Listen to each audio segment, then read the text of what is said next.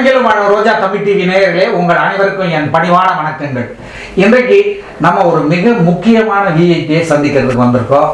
இவர் திரைத்துறையில் மிகப்பெரிய நடிகராக கோலோச்சியவர். கிட்டத்தட்ட 80களில் இவருடைய படங்கள் மிகப்பெரிய வெற்றி பெற்றது. இவர் வில்லனாக நடித்தாலே அந்த படம் வெற்றி என்பது போன்ற ஒரு மாயை அந்த நேரத்தில் நிலவியது. அதேபோல் இவர் ரஜினியோடு சேர்ந்து நடித்த பல படங்கள் மாபெரும் வெற்றி பெற்றது. அதுவும் இல்லாமல் இவர் முதலில் நடித்த நீதிக்கு தண்டனை என்கிற படம் மிகப்பெரிய வெற்றி பெற்றது. அதற்கு முன் இவர் நடித்த பூ ஒன்று புயலானது என்கிற தெலுங்கு படம் தமிழிலே மொழி மாற்றம் செய்து வெளியிட்ட போது மிகப்பெரிய வெற்றி பெற்றது. அதை பார்த்துதான் எஸ்.ஏ. சந்திரசேகரை நீதிக்கு தண்டனை படத்தில் இவரை வில்லனாக புக் செய்தார். அப்படி மாபெரும் வில்லன் நடிகராக அந்த காலகட்டத்தில் விளங்கியவர் இவர். அவர் யார் என்பதை இப்பொழுது நீங்களே பார்க்க போகிறீர்கள். அவர் இப்பொழுது என்ன செய்து கொண்டிருக்கிறார், அவர் இப்பொழுது என்ன திரைத்துறையில் அவருடைய பணி நடந்து கொண்டிருக்கிறது என்பதை பற்றி அவரிடமே கேட்டு தெரிந்து கொள்ள போகிறோம். நீங்களே பார்த்துருப்பீங்க, யாருன்னு தெரியுதா? சார் வணக்கம். வணக்கம் வணக்கம் வணக்கம். சரண்ராஜ் சார். சரண்ராஜ் சார் நீதிக்கு தண்டனை, ஜென்டில்மேன், பணக்காரன், இப்படி பல படங்களில் நடித்தவர் என்பது உங்களுக்கே தெரிஞ்சிருக்கும். சார், உங்களை சந்திக்கிறதுல ரொம்ப மகிழ்ச்சி. ரொம்ப தேங்க்ஸ். நம்முடைய ரோஜா தமிழ் டிவி வியூவர்ஸ்க்காக ஸ்பெஷல் இன்டர்வியூ கொடுக்குறீங்க. ஆமா. இப்போ என்ன அப்படிங்கிறத நம்ம பேசுவோம். சார், இப்போ உங்களை நாங்கள் நீதிக்கு தண்டனை படத்தில் பார்க்கும்போது பயந்தோம். ஒரு கொடூரமான மனிதரா இருக்காரு. அதே மாதிரி அந்த தெலுங்கு படம் பூ ஒன்று புயலானது. ஆமா. என்ன மிரட்டுனீங்க. T. Krishna director, Ramojirao production. ஆமா. பெரிய கம்பெனி, பெரிய படம், மிரட்டுறீங்க. அப்படிதான் நீங்க தமிழ் திரையுலகிற்கு வந்தீங்க இல்லையா? ஆமா ஆமா. அப்ப தமிழ் திரையுலகுக்கு ரஜினியுடைய பல படங்கள்ல நீங்க நடிச்சீங்க. பணக்காரன், நிறைய படம் நடிச்சேன். ஃபர்ஸ்ட் பணக்காரன், அதுக்கப்புறம் அப்படியே கண்டினியூ ஆயிடுச்சு. ஹிந்தியில நடிச்சோம், தெலுங்கு, தமிழ், கன்னடா சொல்லிட்டு அப்படியே ஏதோ ஒரு கேரக்டர் பண்ணிட்டு இருந்தேன். அப்போ என்னன்னா எல்லா லாங்குவேஜ்ல பண்றது தான் என்னோட வேலை. அப்போ ஏன்னா யார் கூப்பிட்டாலும் இல்லைன்னு சொல்ல மாட்டேன். யார் கூப்பிட்டாலும் எல்லா ஃப்ரெண்ட்ஸ் தானே எல்லாமே. சார், நீங்க ஆக்சுவலா ஒரிஜினலா நீங்க பெங்களூர் இல்லையா? நான் பெங்களூர், கர்நாடகா. பட் நீங்க நடிச்ச முதல் படம் தெலுங்கு இல்ல கன்னடா படம் தான். சித்தலிங்கையா. நம்ம தமிழ் முரளி அவர் அப்பா தான். நடிகர் அப்பா தான். நடிகர் முரளி அவர் அப்பா தான் சித்தலிங்கையா. பெரிய டைரக்டர் அவரு. அங்கே பாலச்சந்தர் சார் மாதிரி அவர் தான் ஃபர்ஸ்ட் எனக்கு 82, 83ல இன்ட்ரோடியூஸ் பண்ணாரு. அந்த படம் சூப்பர் டூப்பர் ஹிட் ஆயிடுச்சு. அதுக்கப்புறம் ஒரு படம், ஒரு வில்லன், ஒரு யூத்தில் பண்ற ஒரு வில்லன் படம் பண்ணாச்சேன். அது சூப்பர் டூப்பர் ஹிட். அந்த படம் பார்த்து நிறைய பேர் பாராட்டினாங்க. ஏன் ரஜினி சார் சொன்னார் நல்ல ஸ்டைலில் பண்ணுறேன்னு சொல்லிட்டு. ஸோ அந்த மாதிரி. ஸோ அதுக்கப்புறம் பிரதிகட்னா வந்துச்சு. பிரதிகட்னுக்கு அப்புறம் நிதிக்கு தண்டனை, அந்த மாதிரி. அப்போ அப்படியே ஹிந்தியில் பிரதிகாத்து, அதுவும் சூப்பர் டூப்பர் ஹிட். ஸோ அந்த மாதிரி எல்லா இடத்துலையும். அப்போ சரண்ராஜ் எங்கே பார்த்தா ஒரு 10-15 இயர்ஸ் உட்கார்றதுக்கும் தூங்குறதுக்கும் இடமே கிடையாது, டைமே கிடையாது. அந்த மாதிரி ஒரு பிஸியாக இருந்தேன். அப்போதான் எல்லா லாங்குவேஜ் வேற. எனக்காக கமல் சார் வெயிட் பண்றாரு எங்க இந்திரன் சந்திரன் படத்துல. நான் புவனேஸ்வர்ல ஓரியா பெங்காலி படம் நடிச்சிட்டு இருக்கேன். கமல் சார் என்னடா எப்படி பேசுறீங்க நீங்க ஓரியா பெங்காலின்னு கேட்டாரு. ஏதோ தெரியும் சார், கொஞ்சம் பேசுவேன்னு சொன்னேன். அந்த மாதிரி எல்லாம் படம் பண்ணி அது ஒரு பெரிய ஒரு அச்சீவ்மெண்ட் தான். எல்லா லாங்குவேஜ் பண்ணு. எத்தனை படம் பண்ணிருப்பீங்க ஆல் லாங்குவேஜ்ல? ஒரு 500-600 படம் இருக்கும். ஏன்னா மெயின் தமிழ், தெலுங்கு, கன்னடா. இதுல ஒரு 150-200 போட்டா இதே ஒரு 500 படம் வருது. அதுக்கப்புறம் மலையாளம் ஒரு 60-70 பண்ணிருக்கேன். ஹிந்தி ஒரு 100 கிட்ட பண்ணிருக்கேன். ஸோ ஓரியா, பெங்காலி, அந்த மாதிரி மராட்டி ஒரு படம், அந்த மாதிரி எல்லா லாங்குவேஜ்லையும் நடிச்சாச்சு. National hero. National actor. ஆமா, ஆக்டர். சார், இப்ப நீங்க உங்களுக்கு பூர்வீகம் கர்நாடகா. ஆமா. ஆனா நீங்க செட்டில் ஆயிருக்கிறது சென்னை, தமிழ்நாடு. ஆமா. ஏன் இங்க நீங்க செட்டில் ஆகி? இல்ல அது என்னன்னா ஆல் லாங்குவேஜ் நடிச்சீங்க. ஹிந்தி, தெலுங்கு, கன்னடா, மலையாளம், தமிழ் எல்லாம் நடிச்சீங்க. ஆனா நீங்க செட்டில் ஆனது இங்க செட்டில் ஆயிருக்கீங்க. என்ன ப்ராப்ளம்? அப்ப எல்லாம் இண்டஸ்ட்ரி இங்கே தான் இருந்தது. கர்நாடகா, தெலுங்கு, தமிழ், மலையாளம் எல்லாமே தமிழ்நாடு தான், சென்னை தான் நமக்கு மெயின் பேஸாக இருந்தது. ஸோ அப்போ நான் டைரக்டர்ஸ் காலனிலே ஒரு சின்ன ரூம் எடுத்து வீடு எடுத்து அங்கே தங்கிட்டு இருந்தேன். அப்புறம் கல்யாணம் ஆச்சு, அப்புறம் அங்கேயே இருந்தோம். அதுக்கப்புறம் நிதிக்கு தானே படம் வந்துச்சு, அப்போ வீடு தேடிட்டு இருந்தேன். அப்புறம் எஸ்எஸ்சி சொன்னார், நம்ம சாரி அப்பா கலைஞர் வந்து சிஎம், அப்பா வந்து அப்போ சிஎம், அப்பா கிட்ட போய் பேசுங்க, வாங்க இதை போய் கொடுப்பாரு, இதை பண்ணி கொடுப்பா சொல்லிட்டு நானும் போய் பார்த்தா அழகிரி வீடு எனக்கு காட்டினாரு. அது ஓகே ஆயிடுச்சு, அது வாங்கிட்டோம். அதை வந்து கொடுத்தாரு எனக்கு. ஸோ அந்த மாதிரி வந்த ஒரு இது இங்கே. அப்புறம் அந்த வீடு ஷிஃப்ட் ஆகிட்டோம். அந்த வீடு நீங்கள் எல்லாம் வந்திருக்கீங்க. ஸோ என்னன்னா காசு தேட்டர் பின்னால் அங்கே இருந்தேன்.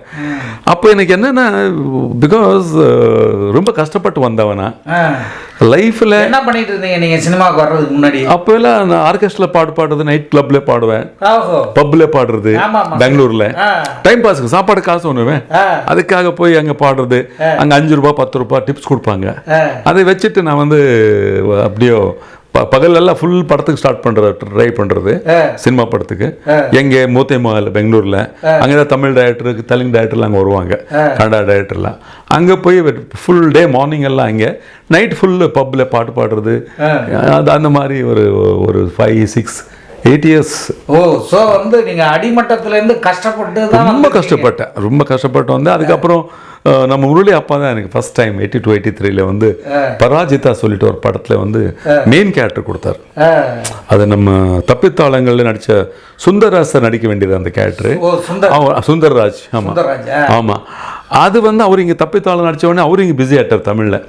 ஆனால் உடனே அங்கே அவர் வந்து நடிக்க முடியல. அந்த கேரக்டர் எனக்காக அவர் அந்த கேரக்டர் விட்டு கொடுத்தாரு நினைக்கிறேன். ஸோ அது வந்து படம் super duper hit. Friday super hit, Monday பார்த்தா ஒரு 10 படம் சைன் பண்ணிட்டேன். ஸோ அங்கேருந்து பிரதிகட்னா உங்களுக்கு தெரியும். பிரதிகட்னா அப்புறம் நிதிக்கு தண்டனை. அதுக்கப்புறம் உங்களுக்கு தெரியும் எல்லாம். அப்புறம் தமிழ்நாடு இங்கே செட்டில் ஆகிட்டோம். இங்கே எல்லாமே கொஞ்சம் நல்லா இருக்கும்போது தெலுங்கு இண்டஸ்ட்ரி வந்து ஆந்திரா போயிடுச்சு, கன்னடா இண்டஸ்ட்ரி கர்நாடகா போயிடுச்சு, கேரளா இண்டஸ்ட்ரி அங்கே கேரளா போயிடுச்சு. அப்போ இங்கே வந்து ஒன்லி தமிழ் மட்டும் தான் இருந்தது. பட் இருந்தாலும் நான் இங்கே செட்டில் ஆகிட்டேன். ஸோ இங்கே பசங்களெல்லாம் படிக்கிறது, அது இது எல்லாம் கொஞ்சம் வீடு கீடெல்லாம் இங்கே வாங்கிட்டு எல்லாம் இங்கே இருந்தோம். திரும்பி நாங்கள் வேற எங்கேயும் போக முடியல. ஏன்னா ஒரு நல்ல ஒரு செட் ஆயிடுச்சு நமக்கு, ஒன்றும் இல்லை அது. ஸோ இங்கே தமிழ் நீங்கள் எல்லாம் உங்களுடைய சம்பாத்தியத்தெல்லாம் இங்கேயே இன்வெஸ்ட் பண்ணி. ஆமாம், இங்கே இன்வெஸ்ட் பண்ணேன். அப்புறம் வந்து எல்லா இடத்துல பண்ணிட்டோம். பட் இங்கே கூட பண்ணேன். பண்ணும்போது அது எல்லாமே தமிழில் வந்து நல்ல ஒரு வருவாய் இருப்பேன் எனக்கு. நிறைய படம் நடித்தேன் தமிழில், எல்லாரும் கூடவும் நடித்தேன். அது வந்து ஒரு பெரிய ஒரு சாதனை அது. அது இல்லாமல் இங்கேருந்து எங்கே வேணால் போகலாம். நீங்கள் கர்நாடகா போகலாம், ஹைதராபாத் போகலாம், பாம்பே போகலாம், இங்கே வேணால் போகலாம். அதுக்காக இங்கே இருந்தோம். மக்கள் என்ன பசங்கள் இங்கே தான் படிச்சுட்டு இருந்தாங்க. பெரிய பொண்ணு பையன் எல்லாம் இங்கே தான் படிச்சுட்டு இருந்தாங்க. ஸோ ஸ்கூல் எல்லாம் மாற்ற முடியாது சொல்லிட்டு இங்கே செட்டில் ஆகிட்டோம். சார், இப்போ நீங்கள் வந்து நல்ல ஒரு வில்லனா இருந்தீங்க, அப்புறம் ஹீரோவா கூட நடிச்சீங்க. ஆமாம், நிறைய படம் நடிச்சு. கழுகுமலை கள்ளன், நம்ம தப்பித்தாளங்கள் எல்லாம் வந்து நிறைய படம் நிறைய படம். ஆமா ஆமா ஆமா. அதன் பிறகு வந்து சொந்த படமே எடுத்தீங்க இல்லையா? ஆமா, அண்ணன் தங்கச்சி படம் ஒன்று எடுத்தேன். நீங்க ஹீரோவா நடிச்சு. ஆமா, எடுத்தோம்.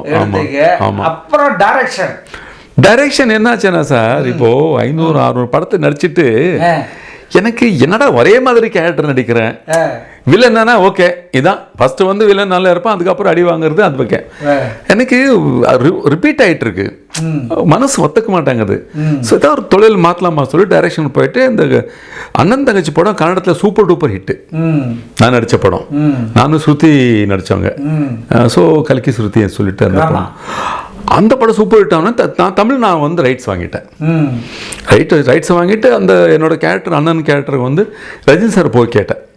அவர் மைசூர்ல இருந்தார். அப்போ போய் ஆனால் இந்த கேரக்டர் நீ பண்ணுங்க நல்லா இருக்கும் சொல்லிட்டு அவர் படம் பார்த்துருந்தார்.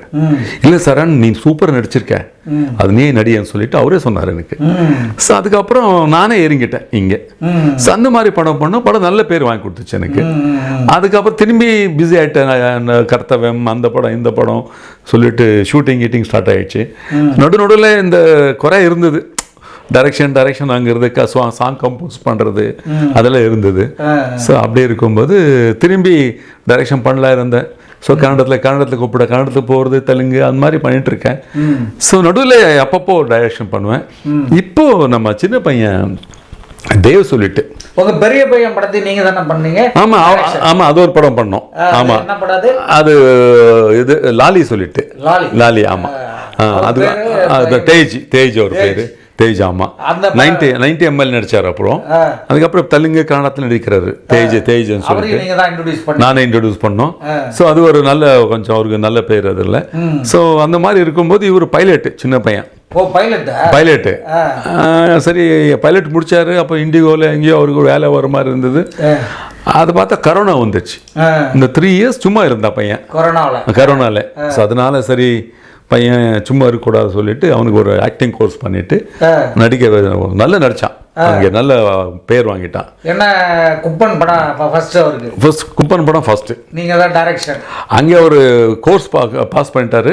இங்கே நாங்கள் கதை ரெடி பண்ணிட்டோம். இவர் அப்படியே கூப்பிட்டு வந்து இவர் அப்படியே இறக்கிட்டோம் படத்தில். இப்போ பைலட்டு கையில், அந்த பைலட் வேலை இப்போ கூட இருக்கு. இப்போ கூட இன்டர்வியூ போய் பாஸ் ஆகிட்டாருன்னா அவர் வந்து வேலைக்கு போகலாம். சினிமா நம்பிட்டு இல்லை அவர். அவர் வந்து ஒரு கையில் ஒரு வேலை வச்சிருக்காரு. ஸோ வந்த உடனே இப்போ படம் பார்த்து எல்லாருமே ரொம்ப பாராட்டினாங்க. நல்லா பண்றாரு. பேர் வச்சீங்க படத்துக்கு. இதுல லோ கிளாஸ் பேர் என்னன்னா சார், மெயின் ஹீரோ வந்து பேரு குப்பன். அவர் என்னன்னா குப்பன் வந்து ஒரு மீன் பிடிக்கிற பையன். ஆமா, ஒரு சேரியில இருக்கிற மீன் பிடிக்கிற பையன். யதார்த்தமா வந்து ஒரு மாரவாடி பொண்ணு டச் ஆயிடும். மாரவாடி பொண்ணு. ஸோ மாரவாடினா வெஜ்ஜு. அவங்க மீன் அவங்க தொட மாட்டாங்க. அந்த மாதிரி இருக்கிற ஒரு கதை, நல்ல கதை எனக்கு வந்துச்சு. அது அப்படி பிடிச்சி சரி இந்த பையன் வச்சு பண்ணலாம் சொல்லிட்டு குப்பன் சொல்லிட்டு ஹீரோ பேரே வச்சுட்டோம். இந்த குப்பன் வைக்கிறதுக்கு காரணம், நம்ம இப்போ பாலோக்கத்துல நான் அந்த வீட்டுக்கு போய் எனக்கு இப்போ வந்து 25-30 வருஷம் ஆகுது. பாலோக்கத்துல அந்த ஆமா குப்பத்துல இருக்கிறது. அது சரி, பாலோக்கம் குப்பான்னு சொல்லுவாங்க. அதுக்கு கிட்டதான் நம்ம வீடு இருக்கு. அங்க எல்லா ஃப்ரெண்ட்ஸ் எனக்கு. நான் ஈவினிங் போனா அங்க பீச்சு போயிட்டு நாயில கூட்டு போயிட்டு சும்மா விளையாடிட்டு தண்ணிக்குள்ள அப்படியே நம்ம ஒரு பையன் இருக்கான். அவன் பேர் குப்பன்னு. அவன் சின்ன வயசுல பார்த்துருக்கேன். அவன் வருவான், என்ன பண்றீங்க கடையில் வாங்கிட்டு வருவான். சாப்பிடுவோம், பேசுவோம், வருவோம். ஒரு நாள் அவன் இந்த கதை பத்தி பேசினான். சரி, அப்படியே மைண்ட்ல போயிடுச்சு. அப்படியே கதை பண்ணிட்டோம். அதுக்கு நம்ம உண்மை கதை தான். உண்மை கதைன்னா நமக்கு மீனகாரங்களை பத்தி, மீனவரை பத்தி ஏதோ வந்து சொல்லணும். நான் சொன்னேன், டேய் பெரிய டைரக்டர் அதை பற்றி எடுத்திருக்காங்க, நான் என்னடா எடுக்க முடியும் சொல்லி அவனுக்கு திட்டினேன். இல்லை நீ மனசு வச்சு பண்ணலான்னு சொன்னேன். அந்த மாதிரி பண்ணிட்டு அதுக்கப்புறம் எனக்கு கூட என் ஃப்ரெண்டு சுரேஷ்குமார் சொல்லிட்டு கோ-டைரக்டர், ஒரு பாக்யராஜ் சார் கிட்ட ஒர்க் பண்ணிருக்காரு. அவரெல்லாம் சேர்ந்து நம்ம வந்து இதே ரூம்ல வந்து கதையை ரெடி பண்ணிட்டு ஹீரோவை பார்த்து இந்த பொண்ணு ரொம்ப நல்லா நடிச்சிருக்கு, சுஷ்மிதா சொல்லிட்டு. அவங்க ஆக்சுவலி லோக்கல் தான். பட் அவங்க ஊர் வந்து நம்ம சவுத்ல தான் ஏதோ ஊர் அவருக்கு. பட் இங்கே இருக்கிறாங்க. அவங்க அம்மாவும் பிள்ளையும் இங்கே இருக்கிறாங்க 2 பேரும். ஸோ அந்த பொண்ணு பார்த்தேன், நான் தான் ஃபர்ஸ்ட் இன்ட்ரோடியூஸ் பண்ணிருக்கேன். ரொம்ப நல்லா நடிச்சிருக்காங்க 2 பேரும்.